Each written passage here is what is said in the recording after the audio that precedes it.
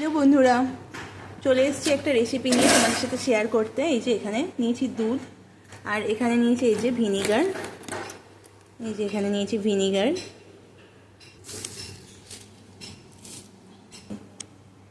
তো দেখো বন্ধুরা, এই যে এখানে হালকা দুধটা গরম করে নিচ্ছি। একটু গরম হয়ে গেলে এখানে আমি একটুখানি ভিনিগার এখানে দুধে দিয়ে দুধটাকে ছানা কাটিয়ে নেব। দেখো বন্ধুরা, আমার এখানে দুধটা বেশ গরম হয়ে গেছে, গরম হয়ে ফুটতে শুরু করেছে।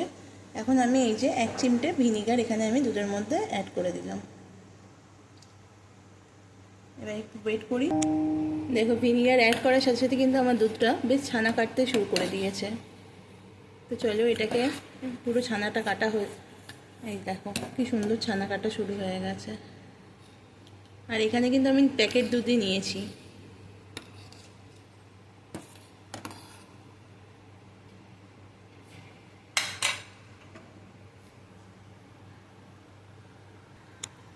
তো বন্ধুরা, এবার আমি এই দেখো ছানাটা কি সুন্দর ছানা, দুধ থেকে ছানা বার হয়ে গেছে, দেখতেই পাচ্ছ। এই যে আমি এবার এই জলটা থেকে ছানাটা ছেঁকে নিচ্ছি। গ্যাসটা বন্ধ করে দিলাম আর এই ছানাটা ছেঁকে আলাদা করে নিই। দেখো বন্ধুরা, আমি এই যে এরকমভাবে ছানাটা এখানে ছেঁকে নিলাম। এই যে এরকম ছানাটা, এবার কিছুক্ষণ জলটা ঝরিয়ে নিচ্ছি। তো দেখো বন্ধুরা, এই যে ছানাটা আমি পুরোটা আলাদা করে নিয়েছি। এখানে কিন্তু আমি 1 কিলো দুধ নিয়েছিলাম। এবার এর মধ্যে আমি এই যে এখানে 1 চামচ মতো ময়দা মিক্সড করব। এবার ছানাটা একটু ঠান্ডা হয়ে গেলে আমি ময়দাটা আর এটা দিয়ে ভালো করে এটাকে মিক্সড করব।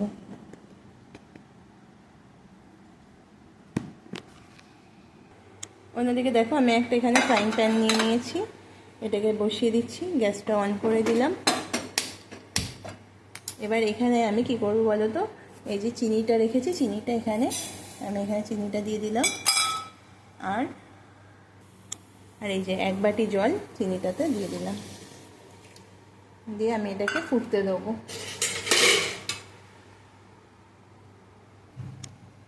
দেখো বন্ধুরা, এই যে চিনিটা জলটা এই যে ফুটছে, এটাকে আমি একটু একটু নাড়িয়ে দিচ্ছি। চিনিটা পুরো গলিয়ে নিচ্ছি।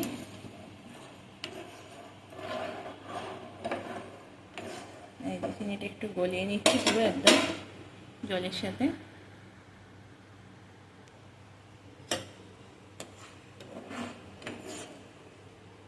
আর এইদিকে দেখো আমি এই যে এখানে ছানাটা রেখেছি, একটু ঠান্ডা করে নিচ্ছি। এই যে বন্ধুরা, ছানাটা আমার কিন্তু বেশ ঠান্ডা হয়ে গেছে। এবার আমি ময়দাটার সাথে ছানাটা বেশ ভালো করে মিক্সড করে নিচ্ছি। দেখো আমি এখানে ভালো করে কিন্তু এটাকে মিক্সড করে নিয়েছি ময়দাটার সাথে।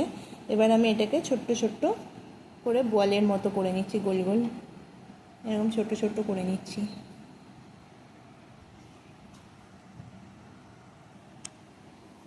দেখো বন্ধুরা, আমি এই যে পুরো সবকটাই হাতের সাহায্যে কিন্তু গোল গোল করে নিয়েছি, সবকটাই রাউন্ড শেপে করে নিয়েছি।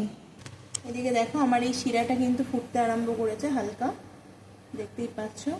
তো এই সময় আমি এইগুলোকে এই বলগুলোকে একটা একটা করে এর মধ্যে ছেড়ে দিচ্ছি। প্রত্যেকটা বল আমি ছেড়ে দিচ্ছি এর মধ্যে। এই যে দেখো এই বলগুলোকে আমি ছেড়ে দিলাম।